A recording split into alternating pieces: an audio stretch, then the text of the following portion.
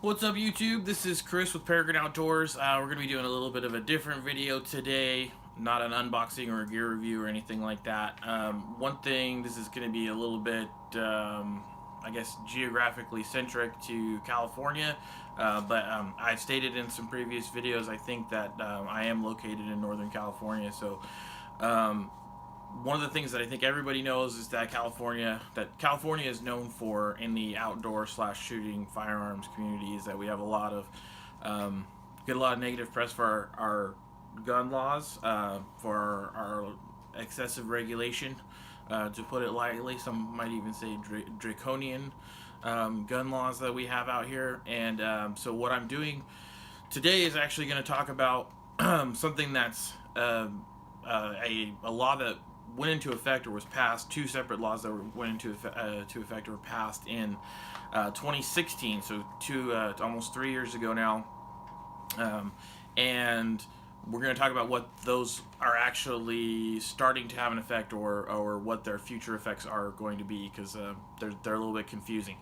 So I'll preface by saying two things. One, I'm not a lawyer. I'm not offering any kind of legal advice. Anyone who I'm just going to give you straight information. And I'm going to try to give very, very little interpretation. Any interpretation that I do give is not legal advice, and if you go get arrested and say, oh, this guy on the internet told me that this is how the regulations work, well, you're probably going to get laughed at, and hope you have money for a good attorney. So also going to preface in saying that a lot of the information that we have is still fluid, because the Department of Justice in California, who is notorious for not being transparent with their information, and also for waiting till the last moment possible to give out information to the public, and to not just to the public, but then to dealers and sellers of firearms and ammunition. They're really, really uncommunicative, and it makes it very difficult. So some of the stuff that I say could change, and some of the stuff could be added on or amended between now and the time that these regulations are supposed to go into effect. So that's my legal disclaimer. Specifically, what we're going to talk about are some elements of Proposition 63 and what was called Senate Bill 1235 that both passed in 2016.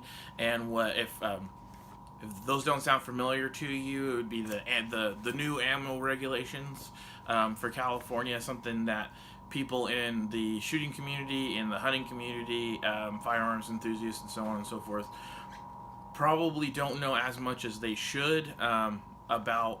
I should also say that I work at a place that sells ammunition, and we get questions about this all the time.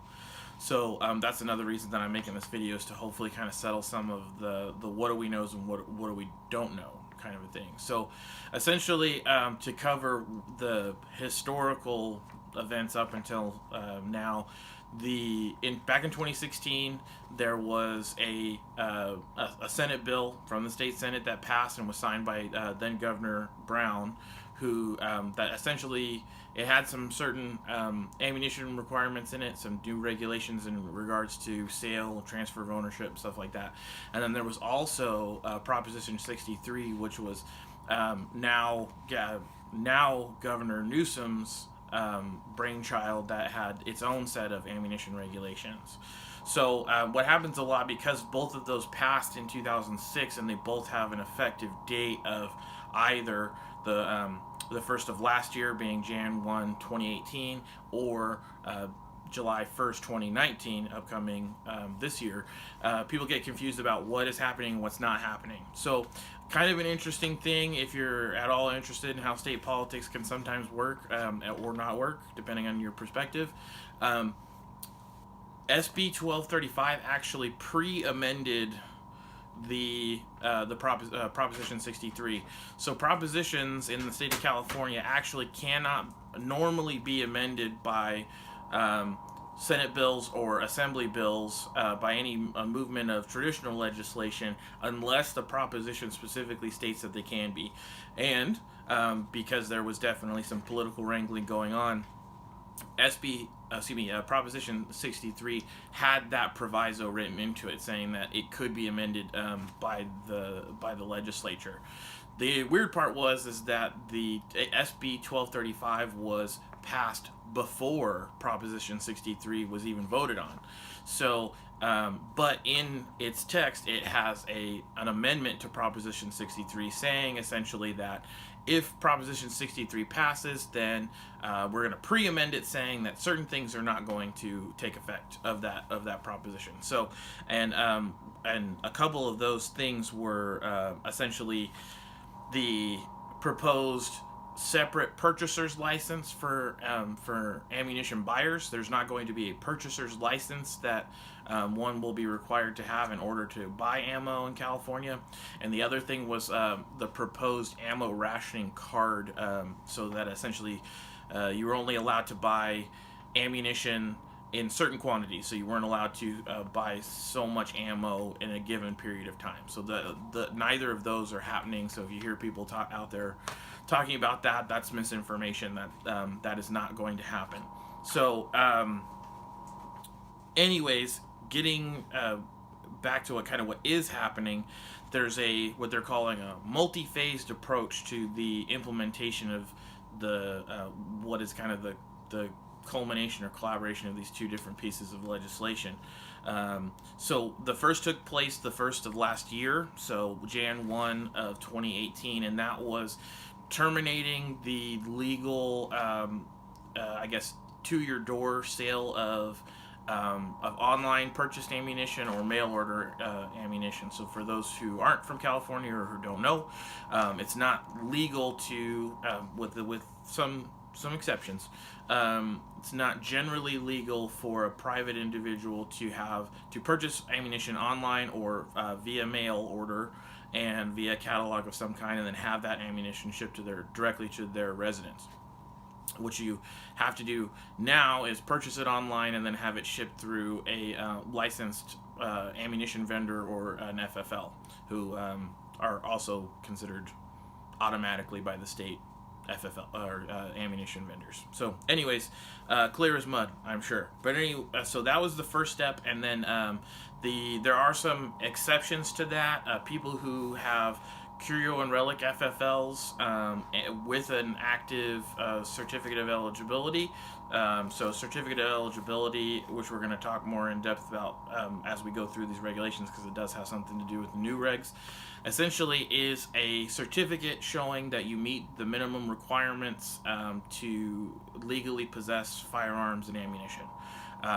Anyone who works in a gun store or an ammunition licensed ammunition vendor in California, anyone who handles ammunition, processes sales with ammunition or firearms, has to have an active certificate of eligibility, and you'll hear me refer to that as a COE a lot.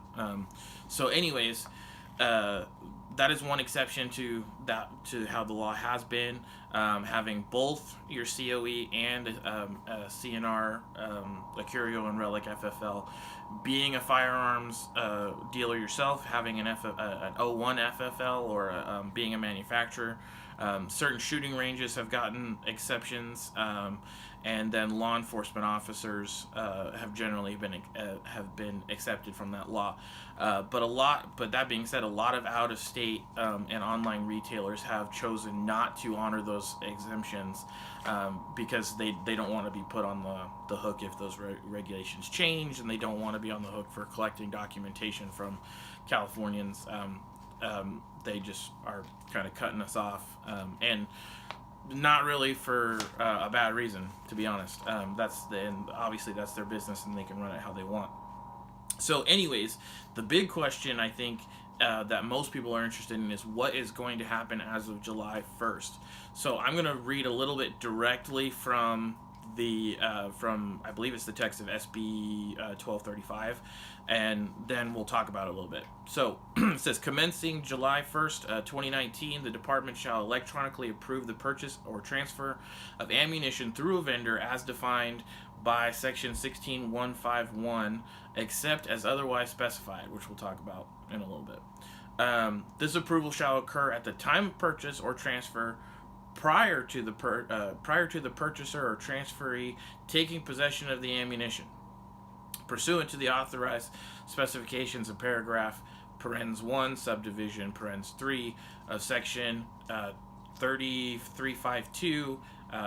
The following persons are authorized to purchase ammunition. So what essentially this is saying, they reference a lot of other sections, but essentially what it's saying is they are making 3 classes of people in California that are automatically considered able to purchase ammunition. Okay, and when we say able to purchase ammunition, that's not the same thing as being able to just give money and walk away. So we'll talk about that. So the first is a purchaser or transferee whose information matches an entry in the automated firearms system, and who is eligible to possess ammunition as specified in subdivision B. So what they mean by that is that they're not a prohibited person, meaning they don't have anything in their criminal record or mental health record that would make them prohibited from owning a firearm, and they have a prior entry in the AFS system. So AFS, Automated Firearm System, is what California uses to record the transfers of ownership of firearms. And so what that means is, as a normal walking around person, that is the type of check that one would go under if they have already purchased a firearm or had a firearm transferred into their name or possibly out of their name, as long as they have an entry in AFS and their personal information, which we'll talk about when we get to it, matches that entry. At least one entry that might be under their name. So the second group is a purchaser or transferee who has a current certificate of eligibility issued by the department, meaning the Department of Justice. So if you have a current certificate of eligibility or COE, that is one means of being able to complete the regulations that we're going to talk about soon in order to get your ammo. That's important because there's a lot of misinformation out there that people believe that if they get a COE that they will be able to cash and carry ammunition without going through any kind of extra paperwork or background check or anything, and that is not the case. The last is a purchaser or transferee who is not prohibited from purchasing or possessing ammunition in a single ammunition transaction or purchase made pursuant to the procedures developed pursuant to subdivision C. What that really means is that a non-prohibited person. So non-prohibited persons will be allowed to conduct a background check so that to determine if they are legally able to purchase firearms. So they're talking about those subdivisions. They talk about subdivisions B and C, B, C, and D, excuse me. And essentially what they mean is that B describes certain. Let's see. So I'll actually just read more from the legislation. It says, to determine if a purchaser is eligible to purchase or possess ammunition pursuant to paragraph 1, which means a person who has an entry in AFS, the department shall cross-reference the ammunition purchaser's or transferee's name, date of birth, current address, and driver's license, or other government identification number with the information maintained in the automated firearm system. If the purchaser's or transferee's information does not match an AFS entry, the transaction will be denied. So this is describing a particular kind of check, essentially a background check, specific to people who have either purchased or sold or had a firearm transferred into or out of their name in AFS in California. And then it says, if the purchaser or transferee's information matches an AFS entry, the department shall determine if the purchaser or transferee falls within a class of persons who are prohibited from owning ammunition, and cross-referencing with the Prohibited Armed Persons File, or PAPF. So again, that's what I was saying. There's two parts. You have to have an entry in AFS that matches, and you have to be non-prohibited from possessing a firearm or ammunition. And then obviously, if you're not prohibited and you have a matching AFS entry, then you're going to be allowed to purchase that ammunition.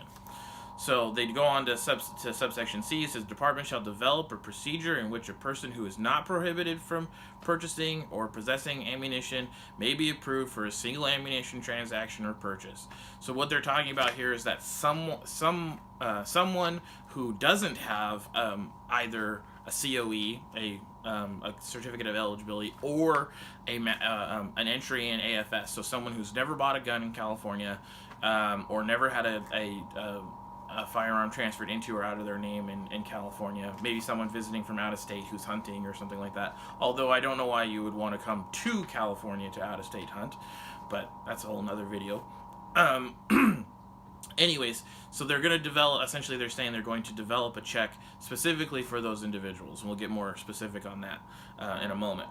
And then the last one is D. A vendor is prohibited from providing a purchaser or transferee ammunition without department approval. So it's part of the mandate saying that you can't sell ammo to someone who doesn't meet the regs. And then it goes on to talk about if there's not any kind of if you don't have an internet connection as a seller, then they're going to open up a telephone line that a vendor will have to call in order to check, to perform the check via telephone. Kind of how some other states do national instant criminal checks, the NICS system. A lot of states have to do that via telephone. So it's kind of similar to that. So essentially, what they end up doing is they end up making three different either checks or information gathering or recording requirements for ammunition vendors or FFLs once this goes into effect on July. Excuse me, I was going to say January, July 1st, 2019.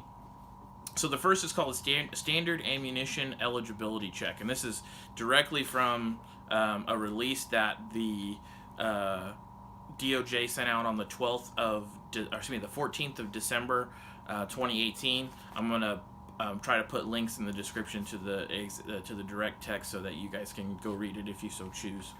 So the first, like I said, standard ammunition eligibility check. This is going to be for someone who has either has a COE or has an AFS entry that matches their name.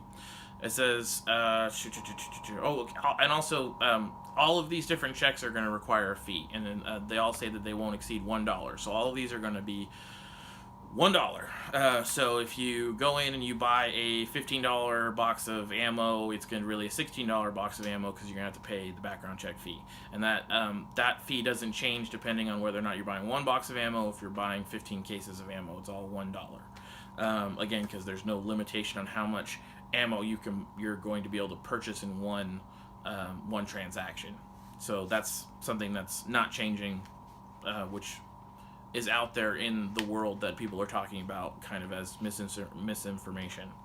So it's saying that the ammunition vendor shall collect a purchaser or transferee's name, date of birth, current address and driver's license, or other government identification number in a manner as described when I talked about it before. And it's going to be entered into what they call the DES website, which is the website that currently firearms licensees, so FFLs in California, use to perform what's called a dealer record of sale, or sometimes abbreviated as DROS or DROS. And that is effectively the background check that one must complete in order to buy firearms.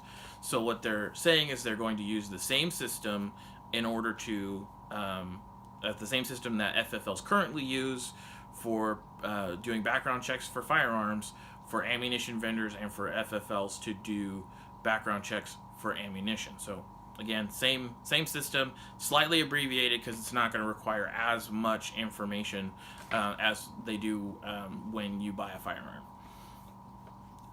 Let's see. And it says the department shall then instruct the ammunition vendor to approve or reject the purchase or transfer. If the purchase or transfer is rejected, the ammunition vendor shall provide the purchaser or transferee with an ATN, which is I believe ammunition transaction number, I believe is what that stands for, that can be used to obtain a reason for the rejection. So essentially, you get the ATN. If you get rejected for your sale, then you have to call DOJ, and they'll tell you what the reasoning for your failure was. And that's pretty much it. That's a standard ammunition eligibility check. And again, those will be conducted for people who have COEs, so certificate of eligibility, or who have an AFS entry, at least one AFS entry that they can be compared with. The next is a one-time, what they call a one-time ammunition they call it a basic ammunition eligibility check, and these are for one-time ammunition purchasing transactions that are for individuals who would not have an entry in AFS and who don't have or don't have a COE. So this is probably going to be for people who don't own firearms already, don't own their own firearms, or the firearms they own didn't get transferred through AFS. Whether that's going to mean that they have them illegally, or if they inherited them, or something like that, because there's many legal means as to how someone could legally own firearms and not have them in the AFS system, especially if they just haven't bought a firearm since before AFS was implemented. I don't know the exact age of AFS, but it's not that old, so there's still plenty of folks walking around with firearms that are pre-AFS. So anyways, the basic ammunition eligibility check will be more in depth. It's going to be more closely resembling what a current DROS application looks like for someone buying a firearm in California. So it says the ammunition vendor shall collect the ammunition purchaser or transferee's name, and you'll see the list of things that are going to be recorded are going to be longer because it's a more in-depth check. It says date of birth, current address, gender, hair color, eye color, height, weight, driver's license, or other government identification number in a manner as described in Penal Code, yada, yada, yada. And it also goes on to say that, and also their telephone number, United States citizenship, United States citizen status, federal alien registration number, or I-94 if applicable, place of birth, alias names, race, and enter that information into the DES website. So those are all things that already happen when you go to buy a gun in California. Essentially, they scan your driver's license and it pre-pops a lot of that info. And then there's also additional questions that have to be asked of the transferee or purchaser, and the FFL fills those in.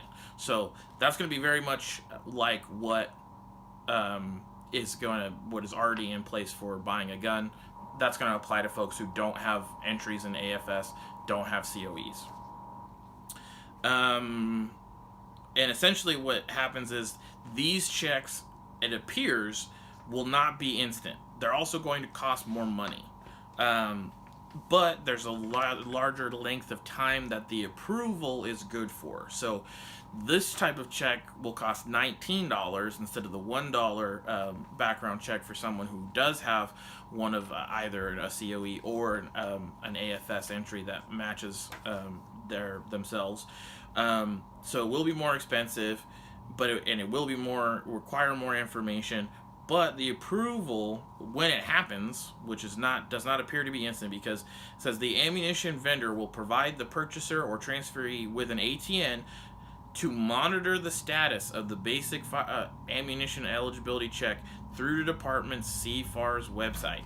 And that's computerized firearms. Oh man, I wish I remembered the rest of that. Anyways, it's without going into too much detail, it's the website that the DOJ uses, one of the various systems that the DOJ uses to compile information regarding firearms.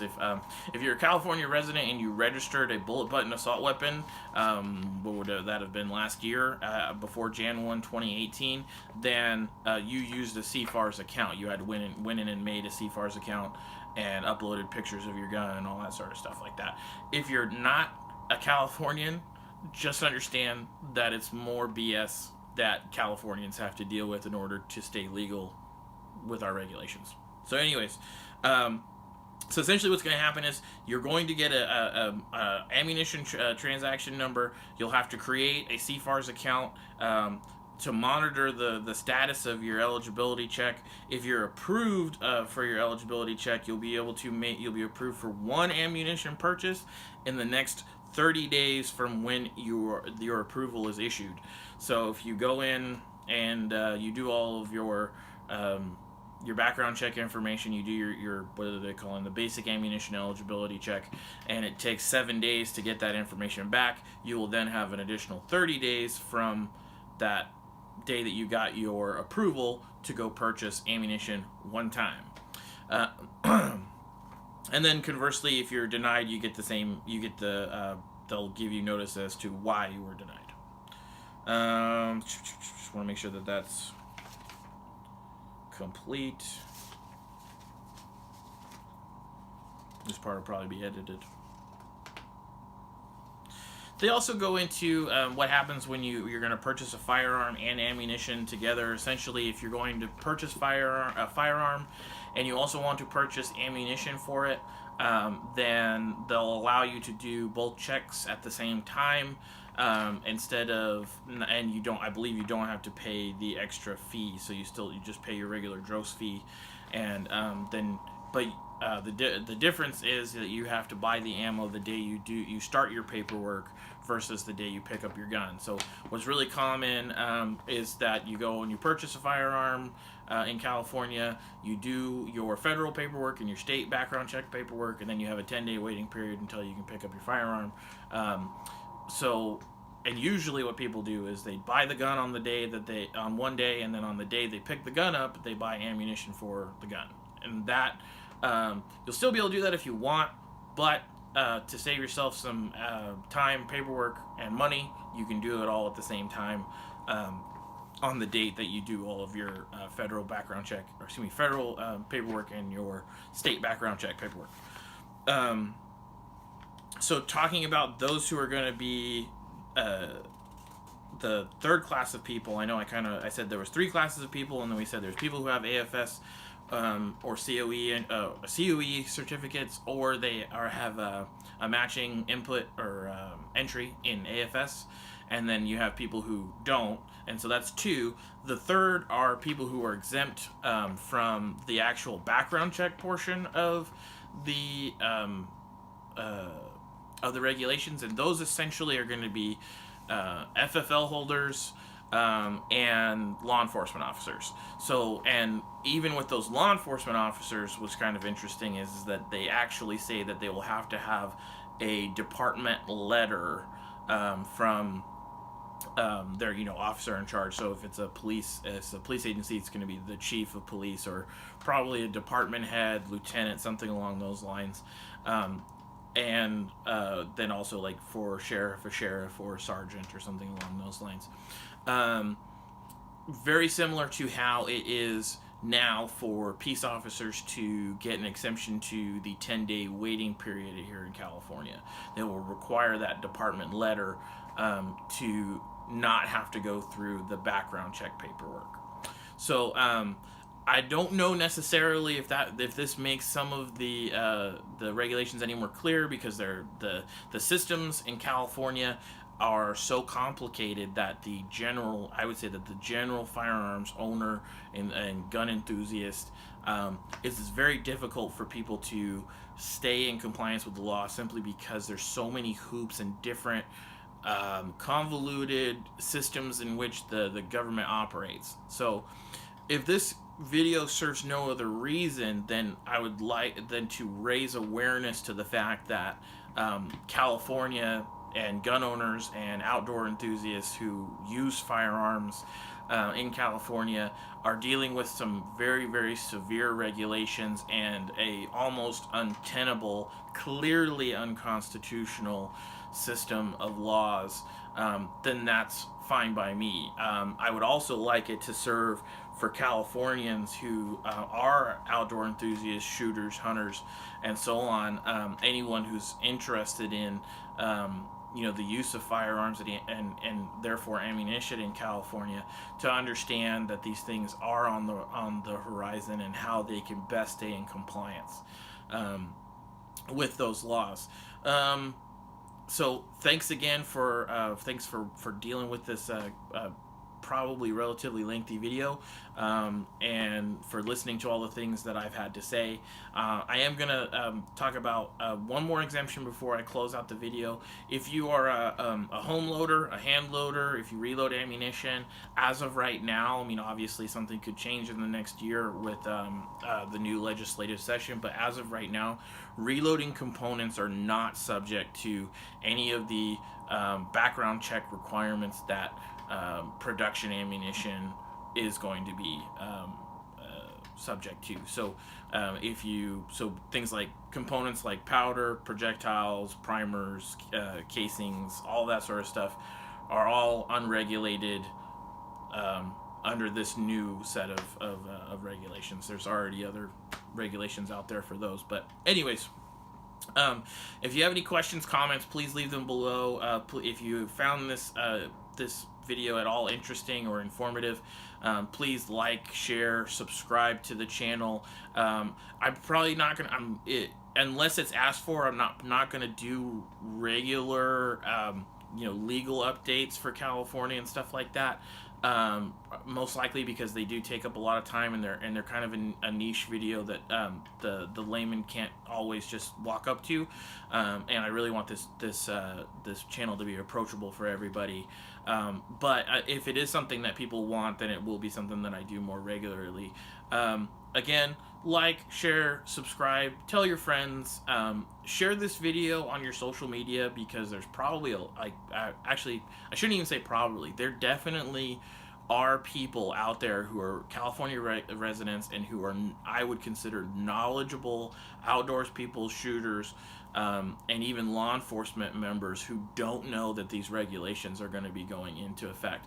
And I can say that for 100% certainty, because that's exactly what happened with our most recent assault weapons ban update, which took effect the first of last year, or actually I think it ended up being June, and ended up being the June 30th or something like that of 2018, because there was that amnesty period that they built in because the DOJ couldn't get their act together. Anyways, and there are still people out there who do not know that those regulations exist, and that have, by no fault of their own, simply ignorance to the law, they have guns that are now considered assault weapons, and if they took them out to the range and were contacted by a law enforcement officer, there could be the chance that they could be charged with a felony. So I know for a fact that there are people out there who don't know DOJ regulations, and one of the easiest ways to reach out to those people and get them informed is through social media, because there's so many less people watching traditional news. There's so little coverage of these things in traditional news. So please share these on your this video on your social media platform. Please subscribe and click the bell down there so you get notifications when we do post new content. There's a ton of stuff coming up that I plan on doing videos on. Some of it I'm a little bit socked in because of weather, a lot of rain right now. So, but once the weather gets nice, we'll probably get out there and try to do some shooting videos. And by shooting videos, I mean like bang bang, pew pew shooting videos, and some other stuff, just depending on what we have time and weather allowing. So again, thanks again for watching, and we hope to see you next time on our next episode of Peregrine Outdoors.